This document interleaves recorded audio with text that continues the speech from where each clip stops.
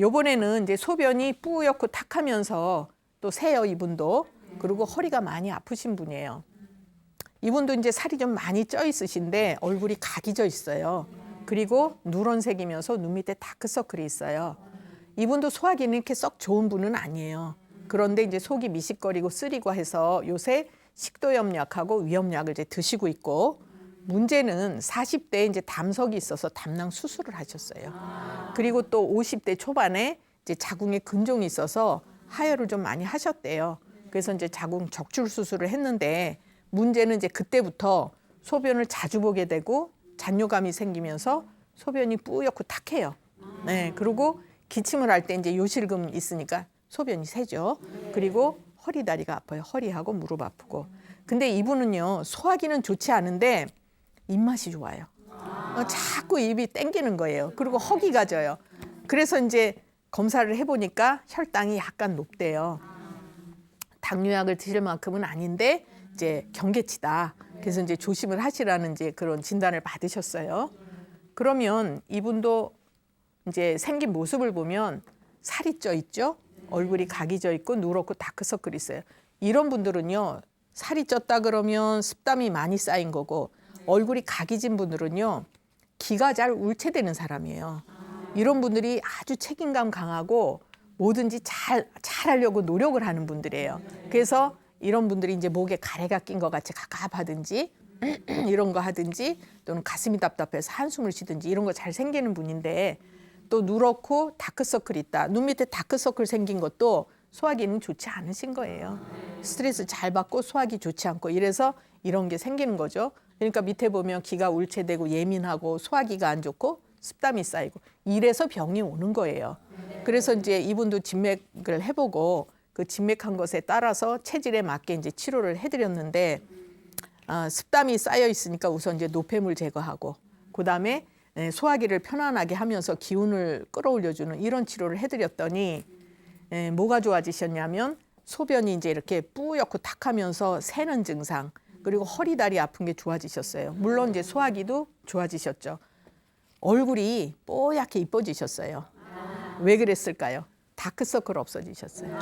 그러니까 소화기가 편안해지고 마음이 편안해지면 얼굴 색깔이 환해져요. 특히 소화기가 나쁜 분들이 이제 치료를 하잖아요. 그러면은 뽀얗고 이쁘면서 이렇게 이런 게 없어지거든요. 더 이뻐 보이죠.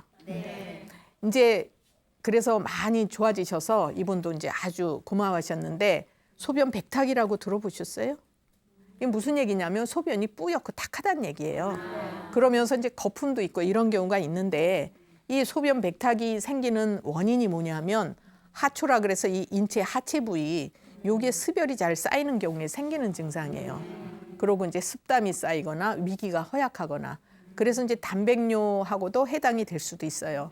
그리고 이제 당뇨가 있는 분들이 소변이 뿌옇고 탁하면서 이제 거품이 생길 수도 있죠.